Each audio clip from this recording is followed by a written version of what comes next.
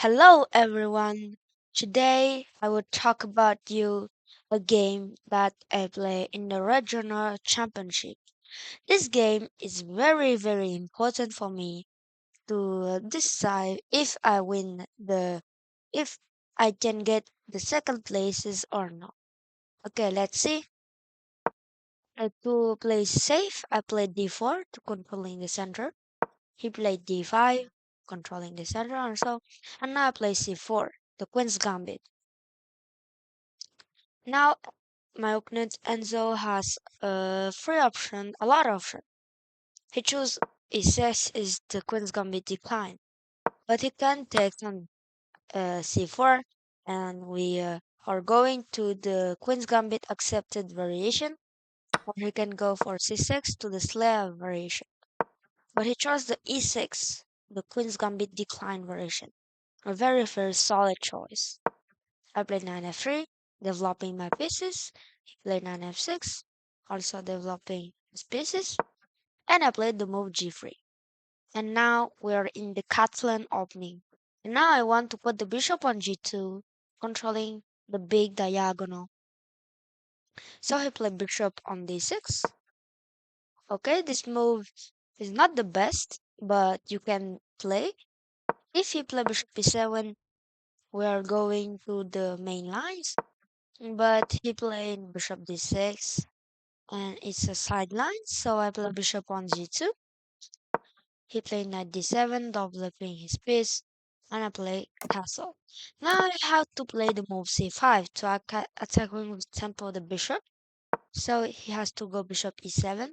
But I think that after b4, I don't like this position. But with the computer, it looks very nice for white. Okay. So now I decide to play castle. He plays c6, controlling the center. Queen c2, a very simple moves in the Catalan opening, and very typical. Castle. And now I played b3. A small sidelines maybe, but now I want to put the bishop on b2 and controlling the second diagonal. But okay, and playing with knight bd2 and pushing the pawn on e4 to controlling the center. But now I have a lot of trust in this position. You have rook d1 and its main lines with very aggressive, with make a lot of pressure in the queen. And you can play also the move, for example, knight c3. You want to push the e4, the pawn e4 immediately to controlling the center, but is authorized the pawn takes on c4 and very complicated position. So I played b3, he played knight e4 and want to play a stone wall structure. So I played bishop b2, continuing my plan, he played b6. And I think it's an accurate move because now the square on c6 is very weak. So I played the move knight bd2, and not the best, but knight fd2 is the best to get more pressure at the knight. So knight b2, he played f5, continuing the stone wall plan. I takes on d5, and it's a very good move. C takes d5 and queen c6. A very strong moves because now we're getting pressure on the bishop and attacking the rook. So he played a very good move, and not the brilliance, but chessgame considered that's a brilliance because he sacrificed the rook. But I don't take it because if you take, you can lose the queen or to rook, and I think this position is not very good for me. But at the computer is very good. But I think my two bishop is not good. And in this position, he can choose the move bishop on a6. I play rook fc1, attacking the queen. Rook takes a8, rook takes, and bishop takes. And this position is not very good for me. And you can see that the position is practically equal. So now I play the move very cool with queen takes c7, bishop takes c7, and rook c1. He played knight d2, it's an error because now you lost a tempo with the bishop. The knight is very very strong on e4, so knight d2 is a very good, not very good solution. So knight takes d2 and now bishop d6. This move is also, I think, an error. He has to play bishop d8 to not authorize this tempo with rook c6 that you can see in this position if you play bishop d6. And I have rook c6. He played bishop b4, attacking the knight with tempo, so I played knight f3. Not the best move there, but in this position I have to solve the rook takes c6, a brilliant move. Bishop takes d4, bishop takes d5, rook b8, rook d1, bishop b4. If by bishop b4, the bishop is lost because after bishop a5 b4, the bishop.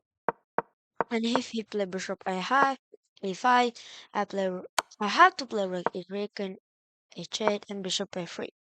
At this moment, I can't see that because I just also 1,700, so I can't see that.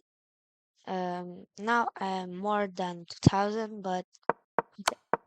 So I don't see that, and I play knight f3, a very secretive move. Rook e8, a3 attacking the bishop, bishop f8, rook c1 attacking the bishop, knight f6, protecting and developing his knight to e4 square, knight e5, and now he played the blunder with knight d7. And he lost a tempo because in this position his knight is already on d7. And if you play knight f6 and d7, we can consider that I have an extra move with knight e5 and rook takes. So now again, it's a blunder. This position he has to play bishop b7, but he don't see that maybe. So knight d7 is not the very good move. And now you can post the video to see and to solve the very strong move, a brilliant move. Did you see that? Okay. Rook takes e6, a very brilliant move. After rook takes e6, that's he play, I play bishop d5. So attacking the e6 rook and the a8 rook. Knight f6 attacking the knights, so I play bishop takes a8. A very quickly move, but rook c8 is the best because after rook takes I play bishop e6 check, king h8, and bishop takes e8, and I have an extra piece. So if he don't play that and he takes on d5, I can just take on a8, and I have two extra pawn and a very good 8 rank, very very weak for black. So in this position, I play bishop a8, bishop a6 as taking the pawn, bishop f3, bishop d6 as taking the knight. I play a4 to get more space at the queen side, rook e8, consolidate the 8th rank, rook c6 attacking the bishop, and now he played bishop takes c5. I played pawn takes c5, attacking the knight, knight g4 attacking the e5 pawn. So I play the move e6 and cover, and now open the big diagonal for the bishop. Bishop c8, rook c7, attacking the g7 pawn, knight f6, close and cover the pawn on g7. Bishop c6 attacking the rook. Now the rook can't move, or because after rook d8 I can just play e7, rook d1 and king g2, and the bishop is attacking, and I can promote at the next moves. And if rook in this position f8 can just put e7 attacking the rook, f7 and rook takes c8 check, and last few moves can checkmate.